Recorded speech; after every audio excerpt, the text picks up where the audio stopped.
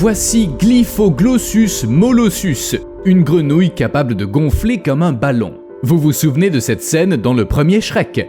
C'est à peu près ça, mais cette grenouille n'a besoin de personne pour gonfler. Il y a plusieurs raisons à ce comportement, mais dans tous les cas, il s'agit d'échapper à la mort.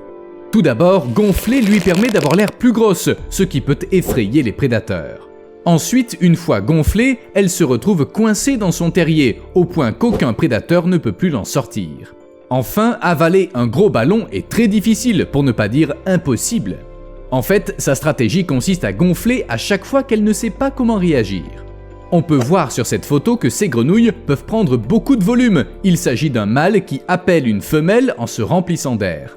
Ces amphibiens peuvent devenir énormes quand nécessaire. Ainsi, non seulement ils sont difficiles à avaler, mais il est même impossible de les attraper. Vous connaissez cette stratégie qui consiste à perdre sa queue pour échapper à un prédateur? Eh bien, elle est dépassée. La nouvelle mode consiste à se mordre la queue soi-même. C'est du moins la stratégie adoptée par le zonure. Il s'agit d'un lézard que l'on ne trouve que sur la côte ouest de l'Afrique du Sud. Ce reptile se mord la queue pour optimiser l'efficacité de son armure, des épines pointues sur son dos. Ça permet de confondre le prédateur qui ne sait pas par quel côté approcher sa proie. Dans cette position, le lézard protège la partie la plus vulnérable de son corps, son ventre, qui ne possède ni armure ni épines. Une autre espèce de lézard fait quelque chose de similaire, Namazonurus campbelli, mais ce dernier a un objectif légèrement différent. Vous voyez ces fissures dans les rochers, c'est l'habitat préféré de ces lézards, ils y sont en sécurité. Enfin, presque, car certains prédateurs comme les serpents et les babouins peuvent les en extraire. C'est là que le fait de se mordre la queue peut s'avérer utile. Regardez, lorsque le lézard n'est pas recroquevillé, son dos est presque lisse, difficile de piquer quelqu'un avec ses épines. Mais en cas de danger, il fait le dos rond et ses épines acérées couvrent alors toute la surface de son corps. Comme elles pointent vers le haut, les prédateurs sont incapables d'extraire le lézard d'une crevasse. Si un babouin y met la patte, il sent les épines piquantes et il comprend immédiatement que c'est pas une bonne idée. Un humain aussi risquerait de se blesser, même un humain comme David Attenborough. Mais le lézard s'est rendu compte que le danger avait disparu. Il fait donc demi-tour et il retourne dans son antre douillet. Ce comportement est plutôt rare chez cette espèce de lézard. Les chercheurs ont observé plus de 400 lézards dans la nature, mais ils n'en ont vu se mordre la queue qu'à 2 reprises. Les experts ont même une théorie pour l'expliquer. Namazonurus campbelli court plus vite que le zonure et son armure est plus fine. Pour lui, il est donc plus efficace de fuir les prédateurs que de se déguiser en bretzel épineux. Steve et moi sommes tombés sur une 3e espèce de lézard qui présente un comportement similaire. Curieusement, son nom n'était pas précisé dans les articles, mais on a découvert que ce lézard se mord la queue pour grossir. Ainsi, il devient trop gros pour entrer dans la bouche du prédateur, ce qui lui évite de servir de proie. Ce coyote refuse de laisser ce lézard tranquille, mais il finit par le regretter. Aucun doute, c'est le moyen de défense le plus surprenant du monde. Le grand iguane à petites cornes est connu pour utiliser son propre sang afin d'échapper aux prédateurs. Ses orbites se remplissent de sang et au moment opportun, il tire sur la source du danger. Sérieusement? Voyez comment le sang suinte du coin de l'œil. En un instant, il se transforme en un puissant jet. Les minces vaisseaux sanguins qui entourent les yeux du lézard éclatent sous la pression, ce qui fait jaillir le sang des orbites. La pression est si forte que le jet peut être projeté à 1 mètre de distance. Mais qu'est-ce qui cause ce changement de pression? Surtout chez un animal aussi petit, ce lézard ne mesure que 12,7 cm de long. Eh bien, il a trouvé un truc. Il possède des muscles circulaires qui entourent les veines de sa tête et grâce à ces muscles, il bloque le flux sanguin. Le cœur continue à pomper du sang vers la tête, lequel s'accumule, ce qui provoque une augmentation de la pression et un gonflement des tissus autour des yeux. Puis, le lézard attend que le prédateur soit à portée de tir. Il n'a pas l'air enchanté, et je peux le comprendre. Le liquide qui gicle des yeux ne contient pas que du sang, car ce lézard se sert aussi de son talent pour faire sa toilette. Vivant dans un environnement rude, la saleté et la poussière s'accumulent dans ses yeux. Et quand on peut pas se nettoyer le visage au lavabo, il faut improviser. Non seulement ce sang est mélangé à de la saleté, mais il a aussi un goût très désagréable. En outre, selon un chercheur, ce liquide contient des produits chimiques qui peuvent perturber la digestion de certains animaux tels que chiens, loups et coyotes. En bref, ce lézard n'a même pas besoin de s'enfuir, il se contente de projeter du sang et de provoquer la diarrhée. Au fait, en plus des jets de sang, lui aussi gonfle pour servir aux prédateurs un repas riche en épines acérées. Ce gecko est stressé par le contact des mains humaines et les écailles de sa peau tombent. Voilà pour les grandes lignes. Je vais maintenant vous raconter une petite histoire. Ça s'est passé une nuit de novembre 2014 près de la ville de Darena dans le nord-est de Madagascar. Des scientifiques ont repéré 2 geckos. Le plus grand a attrapé le plus petit et il a tenté de l'avaler. Une trentaine de secondes plus tard, le petit a soudain réussi à s'extirper de la bouche du prédateur en laissant derrière lui toute sa peau. L'animal, devenu tout rose du fait de sa chair presque à vif, s'est empressé de courir se mettre à l'abri. Il n'avait pas l'air traumatisé pour dessous. En effet, certaines espèces du genre Geckolepis ont développé la capacité d'abandonner la majeure partie de leur peau lorsqu'on les attrape. Leur peau est recouverte de grandes écailles qui tombent facilement. Voici à quoi ressemble un de ces geckos avant qu'il ne rencontre un prédateur. Et le voilà après coup. C'est pas beau à voir. Cette incroyable capacité à échapper aux agresseurs est connue depuis des dizaines d'années. Mais on ignore quel prédateur a poussé les geckos à développer un tel moyen de défense. En raison de leurs mœurs arboricoles et nocturnes, on pense que ça a pu être motivé par la menace exercée par certains serpents. Mais muer semble également être un moyen efficace de se défendre contre les autres geckos. Enfin, c'est rien comparé à ce que font les souris épineuses. Leur stratégie est à peu près la même, elles perdent des plaques de peau lorsqu'elles sont sur le point d'être capturées. Peu importe par qui, prédateurs ou écolos pacifiques qui voulaient simplement étudier l'animal.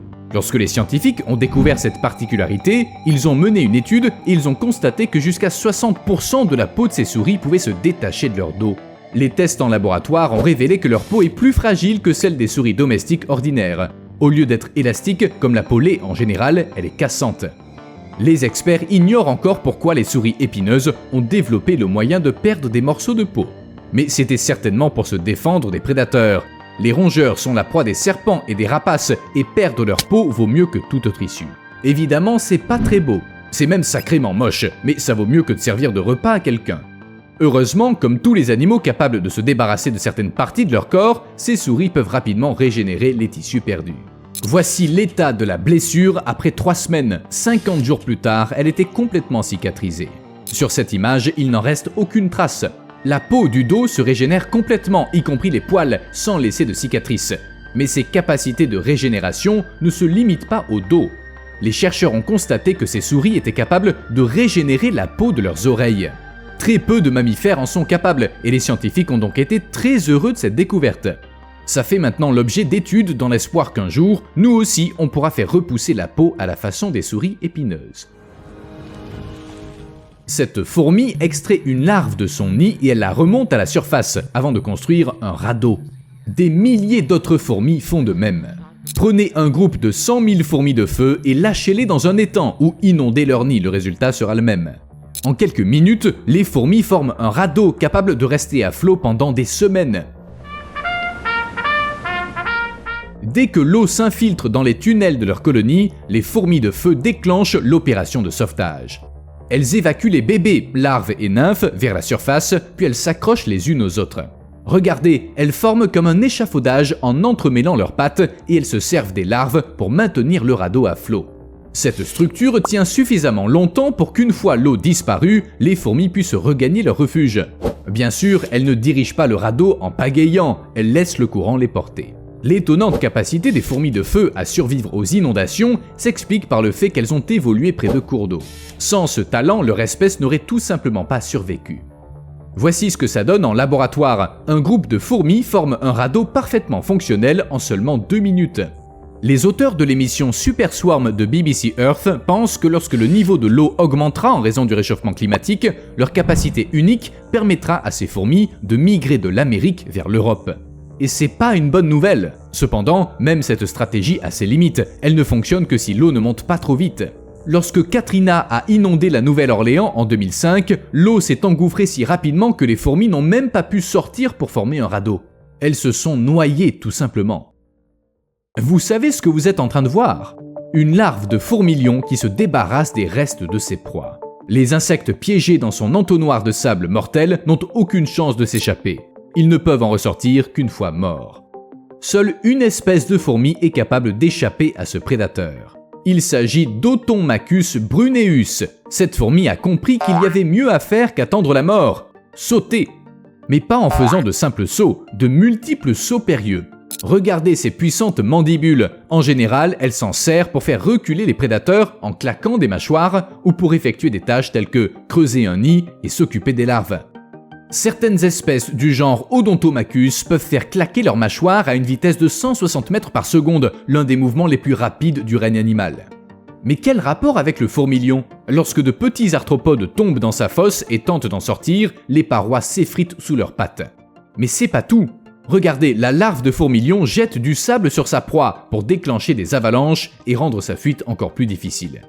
Une fois l'insecte tombé au fond de la fosse, le prédateur le saisit, il l'entraîne sous le sable et il lui injecte une toxine. Après ça, c'est l'heure du dîner. Mais cette fourmi est capable de s'échapper à l'aide de ses mâchoires en sautant pour s'extraire de la fosse. Elle utilise d'ailleurs la même technique pour se déplacer plus vite afin de prévenir ses congénères d'une menace. Le fourmilion chasse les fourmis, mais il existe des animaux qui s'attaquent aux fourmilions. Les oiseaux, bien sûr. Les larves de cet insecte, les créatures effrayantes qui creusent les puits de la mort, sont particulièrement vulnérables. Au lieu de se défendre contre les oiseaux, les larves adoptent une stratégie passive. Elles restent immobiles pendant une durée impossible à prédire. Par là, je veux dire que ça peut durer quelques secondes, comme plus d'1 heure. Dans le cadre d'une étude, une larve a fait le mort pendant une durée record de 61 minutes. D'après le scientifique qui a procédé à l'observation, regarder de l'herbe pousser aurait été plus intéressant. Mais il y a un hic. On pense que les animaux se font passer pour morts afin d'éviter d'être mangés par les prédateurs, mais les oiseaux amateurs de larves se fichent de savoir si leurs proies sont déjà à l'état de charogne. Cependant, les scientifiques ont une autre explication. Les oiseaux réagissant au mouvement, il ne s'agirait pas pour les larves d'avoir l'air mortes, mais simplement de rester immobiles. Peut-être qu'elles ne font pas le mort, mais qu'elles se cachent simplement à la vue de tous. Le cerveau des oiseaux est programmé pour repérer les proies en mouvement plutôt que les proies immobiles. Si une larve tombe du bec d'un oiseau et ne bouge plus, l'oiseau ne perd pas son temps, il part à la recherche d'une proie plus attrayante, même si la proie immobile se trouve sous son nez. Pour éviter de devoir trouver une échappatoire à la dernière minute, mieux vaut prendre les devants. La proie peut faire comprendre au prédateur qu'il est inutile qu'il perde son temps et son énergie. Par exemple, les lézards font de l'exercice pour la même raison que les accros à la salle de sport, pour exhiber leurs muscles. Une étude a montré que certains lézards friment tous les matins et tous les soirs. À l'aube, les mâles de 4 espèces de lézards de Jamaïque font des pompes vigoureuses, des mouvements de tête et ils affichent fièrement le lambeau de peau coloré présent sur leur cou. Ils répètent le même rituel au crépuscule. Les scientifiques pensent que ces démonstrations de force permettent d'éviter les confrontations avec d'autres mâles. Mais c'est pas tout, plus important encore, ce spectacle aide à décourager les prédateurs. Les gazelles sont également connues pour faire comprendre aux prédateurs qu'elles savent qu'on les observe. C'est comme si la proie disait « Hé, mon pote, n'espère pas me surprendre, je suis en pleine forme et prête à courir ». Mais la gazelle, bien sûr, est incapable de dire tout ça, elle a donc recours au stotting. Il s'agit d'un comportement au cours duquel l'animal bondit le plus haut possible en ayant les 4 pattes en l'air. Ces sauts demandent beaucoup d'énergie, ce qui prouve que la gazelle est en excellente forme. Regardez ces gazelles bondir lorsqu'elles aperçoivent un guépard à proximité. Et le guépard hésite à attaquer, il ne sait pas quoi faire. Ces sauts déroutent tellement les prédateurs qu'on a vu des lions cesser de poursuivre des gazelles et se mettre à la recherche d'autres proies plus faibles. Ces 2 cas sont des exemples de signaux dits honnêtes qui, en fin de compte, profitent aux 2 animaux. La proie survit et le prédateur ne perd pas de temps à poursuivre un animal qu'il a peu de chances d'attraper. C'est gagnant-gagnant, et pas besoin de projeter du sang avec les yeux. A plus.